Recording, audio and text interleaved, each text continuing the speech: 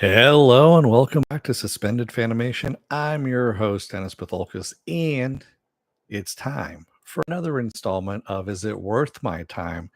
And this time around, it's the movie Blue Beetle, which is currently in theaters. Welcome, everybody. Let me take care of some business first. Let me get down to it, and then I'll get down to it, I should say.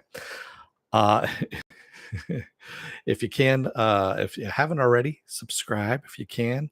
Also, if you're still on the fence about subscribing, take a look at the video that pops up at the very end here. YouTube takes the algorithms of all the stuff you've been watching and tries to match it as best as possible to one of the videos in my vast for your library and pops it up here just for you. And if you like what you see there, please hit that subscribe button down below there. And if you can, hit that like button, the share button as well. And if you want to know when I'm going to be on live again next, go over to suspendedfanimation.com.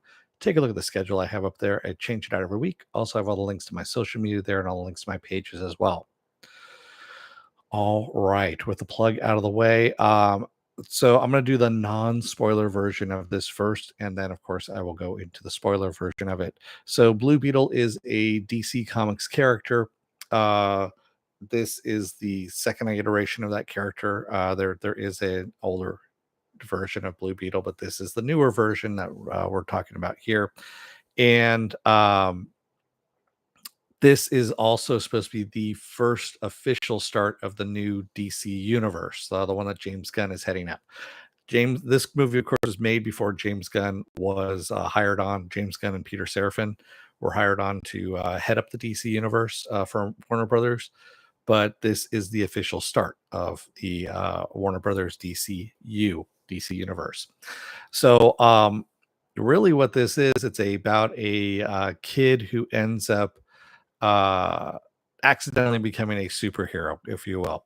And I use the term kid loosely, young man. He is a college graduate, and this takes place in Florida, and it's alien technology is what happens here at this point, and it's I'm going to say this right now. I'm going to say it out of the gate. I was looking forward to this movie, so I was actually looking forward to this movie, and it disappointed. So, how that disappointment came about was it's kind of a basic movie. It follows the old 80s, 90s superhero trope where you know, you have your hero, your soon to be hero at the beginning, gets their powers, has to work through their powers, understanding their powers, and then in the third act fights the big bad guy, and everything is hunky dory, kind of thing. And that's really what it does. It's very formulaic. It comes through there. I'll get to that in a minute, Raymond, when we get to the spoiler version of this. Um, and also, I have a shout out to somebody else as well that kind of put me on the right track of this. So I'll say this: the suit was spectacular. I mean, it was great. They did a great job with the suit. CGI was great. I have no problem with that whatsoever. It's the storyline. The storyline was just generic, basic stuff, and there's other stuff that kind of gets in the way of this. Um, there was to put it bluntly, there was a guy that was sitting next to me that left for half an hour of the movie. I'm shitting. I'm not shitting you. He left for 30 minutes of the movie. The movie is over 2 hours long, by the way. He left for 30 of the minutes of the movie, left his girlfriend or wife or whatever it was sitting there by herself, came back. He went to the bar basically to go and drink, came back, didn't miss a fucking thing. So yeah, this really could have been edited down to 90 minutes fairly easily and saved us a lot of time. And also, there's things that could have been changed in this to make it a better movie. There's a reason why it's tanking at the box office right now. So, what I'm trying to get at is it's not worth your time. It's going to come out streaming next month anyway on Max. So you can wait till it comes out on streaming then and watch it then. Uh, as a matter of fact, The Flash is coming out this Saturday as well. So you get all your DC failures coming through fairly quickly. And yeah, it was fairly big disappointment on this. And I mean, for the most part, I like the actor, Zolo, who is playing, Jamie Reyes. I liked him in Cobra Kai. Uh, I like a good majority of the characters except for George Lopez. Yes, and yes, Raymond. Originally, it was supposed to be made for Max. It was supposed to be a Max series. A Max actually was supposed to be a Max movie. They upped the budget on it, and then I don't think they redid the script for it. That's the whole thing, and that's where we have the problem in all of this. So, with that said, I'm going to go into the spoiler version. So, hey, Warren, how's it going? Let me go into the spoiler version of all this. So, spoiler alert, I am going to spoil the movie. If you haven't watched it, good for you. I'm going to spoil it then. So, yeah, you can go away, pause, whatever you need to do. I'll give you enough time here. So, there we go. All right. So, before I get started here, I'm going to do a shout out. And I normally don't do this on my channel, but Polygon, it's a website and all that stuff. Joshua Rivera, who did a review of this movie. He actually kind of summed this up for me, and I didn't realize why it was bothering me so much. Um, the movie relies too heavily on uh, Jamie Reyes's heritage, is what you do. It doesn't rely on him as a superhero. It doesn't look at him as a superhero. It's more like um as he put it, and I think this is actually a good analogy. Spider-Man not being Spider-Man, but being Queens being Spider-Man, the where he's at, where he's from, being the character more than the character being the character, if that makes sense. And that's kind of what hurt this. It wasn't a superhero movie. It was more about and honestly, we could have still had the same themes and everything running through this if it had actually been a superhero movie, uh, but didn't follow the same superhero tropes of, you have your character who is at the beginning of the movie, kind of in dire straits. Character gets powers and then has to learn how to use their powers, and then at the end, fights the big bad guy to victory. That again, and again, this is also something that was done in She-Hulk last year, where they actually called this out with the whole, first act, second act, third act, of Marvel movies, of how they're going. And this is how the Marvel movies were kind of going as well. And you need to do something different to set yourself apart in these superhero movies. And this does not do that. Um, don't get me wrong. I loved a good majority of the family. George Lopez, I don't like George Lopez. I really don't like George Lopez. I liked him early on when he first started off. Uh, but then I, heard stories about him allegedly stealing other comics materials. And then, yeah, it's just this brash. I don't know. It's just, he's annoying more than anything else. And I thought there was only going to be a little bit of George Lopez in this. There's not. There's a lot of George Lopez in this. So much so that it's just kind of like, really, dude? Really? Yeah, it's just, I'll say that much. Okay, I'll put that aside.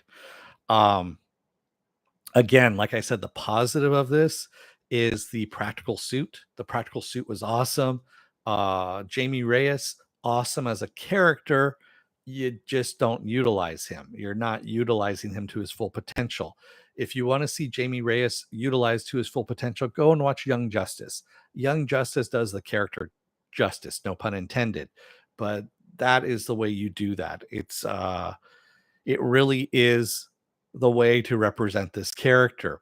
Um, and yes, I understand that the director wanted to represent, Latin American heritage and Mexican American heritage, and really kind of leaned into that, but at the same time, kind of ignored the superhero aspect of it. And that's what this movie ultimately was supposed to be, was a superhero movie. It was a $120 million movie. Um, yeah, and there was a lot of people in the theater that were bored. That's all I can say when I was watching it. Do other superheroes exist in the new DCU, or is it just Batman? From what I understand, all of the DC heroes exist in this new universe. So, uh, yeah, I mean, it's James Gunn after all. So I'm fairly sure the Suicide Squad exists in this. You know, the one that he did. Oh, and at the very beginning, the opening credits, when you have the the Blue Beetle credits and all that stuff, you see the Scarab flying through space, and it hits something green. That green thing that it hits is supposed to be Green Lantern's ring. That's what we found out from the director. The director says this later on in some interview or something like that, but that was supposed to be Green Lantern's ring hitting the Scarab and knocking it on its course to Earth. So some of the things that were interesting was they brought in the old Blue Beetle. They actually the whole lore of the old Blue Beetle, which is Ted Cord. So Ted Cord Industries, or Cord Industries, I should say, is where the Scarab ended up. Ted Cord is missing. We don't know where he is. His daughter Jenny um, has been kind of ousted out of the company, and I guess Jenny's, and I never kind of got, I guess it's her stepmother, Victoria Cord, is running the company. And of course, she's evil white woman, is what she is. Um, yeah, so she basically goes to war torn countries, steals indigenous children, and turns them into war criminals, is what she does. I shit you not. That's really what she does at this point, and also steals technologies and all that stuff. So she is actually making from the Scarab, from their research of the Scarab, they make something called OMAC. So for those of you who are DC Comics fans and know what OMAC is fairly insidious. OMAC in the comics, there were a lot of people that were infected with OMAC that didn't know they were infected with OMAC and became these mindless robots, is what happened. They actually end up with armor on them, and they were trying to take over the Earth. That is not what happens here. This is they do this a little bit differently here at this point. The other thing that wasn't touched on at all in this movie is the Scarab itself. The alien technology is actually from something called the Reach. And the Reach, again, another really insidious plot line in DC Comics. They are world destroying aliens. Basically, they send these scarabs out to infect a planet, find somebody, it takes over that host, and that host basically obliterates that planet for the resources and stuff like that, or to enslave the planet. And the way they made this was more comical, kind of. Blue Beetle, the Jamie Reyes character, the Scarab, is actually fairly scary. There's actually some fairly scary plot lines in there that, if it was done correctly, would have been really great. But they don't touch on that at all in this movie. And instead, they go the route of comedy, um, fumbling around with the powers, which I understand. Yes, he's trying to find his powers and whatnot. There was just too much going on in the movie itself that wasn't reconciled, and the movie tone wasn't uh, didn't find a right tone, is really what happened here, and it was kind of a mess. So, um, yeah, that's the reason why this thing failed. Um, and also, like I said, it was just too damn long. 2 hours, over 2 hours long. You felt it. You started feeling it. And it didn't need to be that way. It really didn't need to be that way. There are so many stories in the comics that could have been cribbed, quite honestly, and put into this rather than this story that was told. So yeah, it's not worth your time on this. So Warren, by the way, who was here in the chat, my good friend Warren actually worked on so one of the actresses in here, Belisa Escobedo. I'm gonna murder her name. I'm sorry. She played Milagro Reyes, Jamie's sister. Uh, Warren actually worked with her on a movie that he shot. It was an indie movie, um, and I'm blanking on it at the moment. Bloody Mary, Bloody Maria. There we go. It was Bloody Maria. It hit the indie circuits and all that stuff. And actually, he worked with her on that. So it's nice to see her actually moving on to, bigger movies and stuff like that. But also, yeah, I know that's what he was coming in here to kind of shout out about that. But so that's a little bit of that connection there. Raymond said, did his powers match up with the comics, or was he just an Iron Man clone? His powers do match up with the comics, but the Scarab actually takes over him quite a bit sometimes, and to the point where the other Justice League members have had to intervene at some point because of the Reach. So when the Reach actually becomes activated, it activates the host, or I should say, it activates the Scarab, which takes over the host, and the host has no control over what they're going to be doing and who they kill, that kind of thing. So yeah, like I said, Raven, it's really fucking insidious. Of You're basically a puppet in a suit at that point, being controlled by an AI, by an ominous alien AI to take over control of a planet. And that wasn't even touched upon whatsoever, wasn't even brought there. As a matter of fact, at one point in the movie, he is going to kill the bad guy, Carapax, who was taken by the evil white woman, like I said, when he was a child, and made into the evil person that he is. So at one point, he's going to kill Carapax. He's got the knife on him, and he's just about to do it. And the suit stops him. The suit stops him. Whereas in the comics, in the suit is always one to use excessive force. It wants to use extreme force, and Jamie is the one that actually has to always call it back and say, "Hey, that's not what we do." Kind of like what he did in the beginning of the movie. The beginning of the movie, the suit is trying to use lethal force, and he's like, "No, no, no, we don't do that. We only use stuff that's just going to knock them out," kind of thing. And then by the end of the movie, it kind of switches, and I don't know, man. It just, yeah, it didn't really work with me on that. Um, it just really was I guess you could say it really was a case of, I don't think the writers actually understood the character at all. I don't know if they even read the comics. And yeah, it just, I don't know, man. It just really kind of didn't hit right.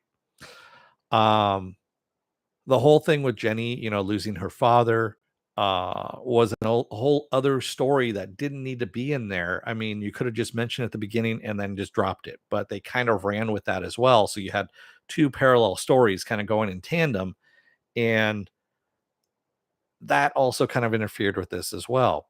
It was great seeing Ted Cord's, cave, if you will, his Beetle cave, and the Beetle that he wrote in, the mechanical beetle and all that kind of stuff. And then also the mention of his partner, who also becomes Blue Beetle 2. I can't remember his name at the moment, but who ended up dying of cancer and all that stuff. They actually mentioned that in the movie. We get to see their costumes and all that kind of stuff. It was cool, but at the same time, it was too much for the first movie to add all of that in, where they should have just been focusing on Jamie. They should have just kept the story simple. And yes, his whole family comes in to fight. They're using Ted Cord's technology in order to fight at one point, and yeah, it's like I said, that's where the comedy aspect comes in. So this was didn't know what it wanted to be. Did it want to be a superhero movie? Did it want to be did it want to be a comedy? It just didn't find its right footing with anything. There was just too many things going on, and it didn't follow the KISS principle, which is keep it simple, stupid. That's what KISS means. Keep it simple, stupid. And that's what this did not do. It did not keep it simple at all. It too many things added into it, and then it just wanted to be too many things. Um, yeah, it didn't gel. And that's the reason why it's not making money in the box office. Is people are like, yeah, I don't need to see that. It's 2 hours long, 2 hours and I'm actually looking at the IMDb page right now. 2 hours and 7 minutes long. Yeah, 2 hours and 7 minutes long. and you feel all that 2 hours and 7 minutes. Now at the very end, you get, of course, the little mid credit scene or whatever it is, and it's because Ted Kord's been missing, and we find out that Ted Kord's alive someplace. He uses his radio in the Blue Beetle cave, calling out for his daughter. And of course, we don't know who Ted Kord is going to be cast. Someone actually made a really good suggestion. If there ever is a Blue Beetle 2, is Jason Sudeikis as Blue Beetle, as Ted Kord, which I think would be genius casting, quite honestly. If you want to go the comedy route with that, that would be the perfect casting for that. But yeah, I am in total agreement with Joshua Rivera on this, is that it wasn't a superhero movie. It was more along the lines of, uh, again, kind of like he said, the Spider-Man analogy is Queens being Spider-Man instead of Spider-Man being Spider-Man. It just doesn't work. Let the character be the character. Don't let don't let things define them. That's the whole thing. Yeah, it's really hard to explain. And like I said, just go and read the Polygon article by Joshua Rivera. He did a great job in that one. And that's the only time I'll actually probably, send you off on a mission to do some homework to read that. But there you go. So yeah, not worth your time. Wait till it comes out on Max next month, which I'm thinking it's in like 3 weeks, something like that. It's supposed to come out. So yeah, you can wait 3 weeks. I'm pretty sure. There's other stuff to see out there that's better. As a matter of fact, I got to go and catch up. I need to see Barbie and I need to see Oppenheimer. I haven't seen either one, and I heard they're both really, really good. So, all right. With that said, what else do I have going on for the rest of this week? Well, tomorrow and Saturday, I'm going to be off. Today is Thursday. I forgot about that. Sunday, I'm going to end up doing another spoiler alert, or basically, we can talk about anything spoilerific as long as it's out in, mainstream. That's not a sneak preview or anything like that. Hey, Cordell, haven't seen you in a while.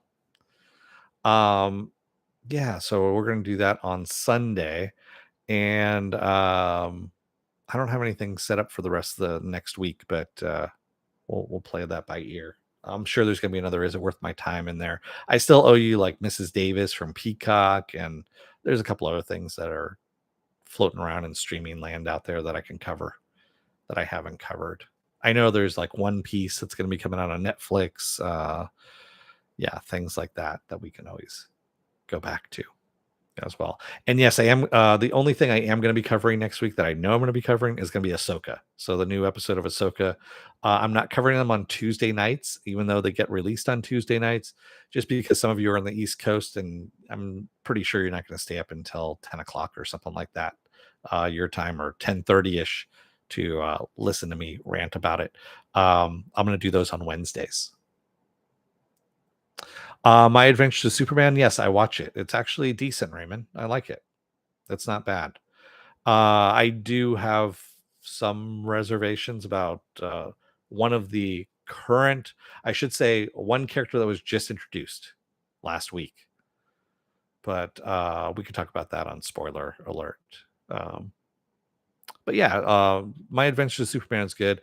I'm gonna discontinue doing the Harley Quinn reviews on those, unless you guys really want me to do Harley Quinn still.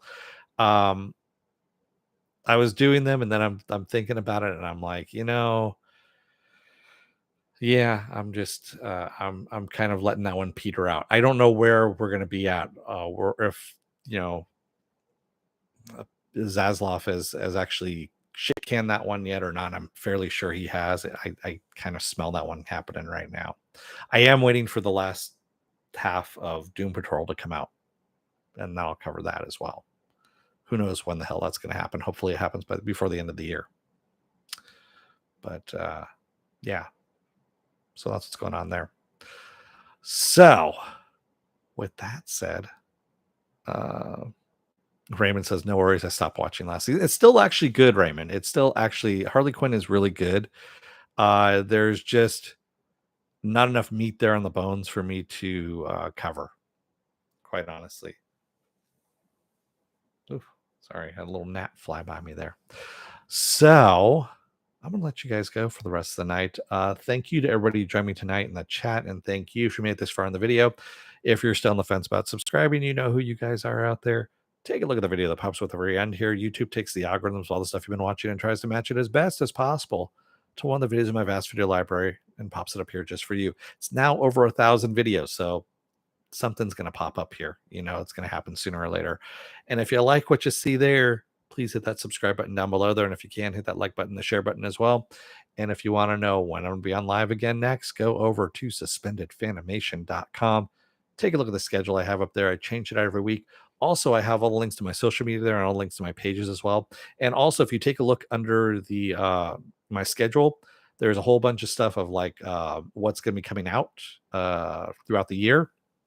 For the most part, I don't have everything on there, but I have a good majority of stuff. I need to actually add some more stuff to it. I saw that Rick and Morty is going to be coming out on the 15th, I believe is what it is, or October. I think it's October 15th is what it is. So the new season of Rick and Morty is going to be premiering then. There's other stuff that's actually premiering as well starting next month. So yeah, there's some stuff that's going to be coming out. So with that said, I'm going to let you guys go. Thank you, everyone. I will see you again on Sunday for spoiler alert. Until then, don't let the door hit your ass on the way out. Otherwise, you may have a alien contraption crawl down your shirt, up your back end, and crawl up your butt, actually, I guess is what happened there, and turn you into a wannabe superhero or a reluctant superhero. There we go. Not wannabe, reluctant superhero. Even though, yeah, there's a whole thing I could go into about puppets, hands up asses, all that stuff. But anyway, we'll leave it at that. Thanks, everyone. I will see you again on Sunday. Until then, stay safe, be well, take care, and have a good rest of your night. Thanks, everyone. Have a good one. Good night.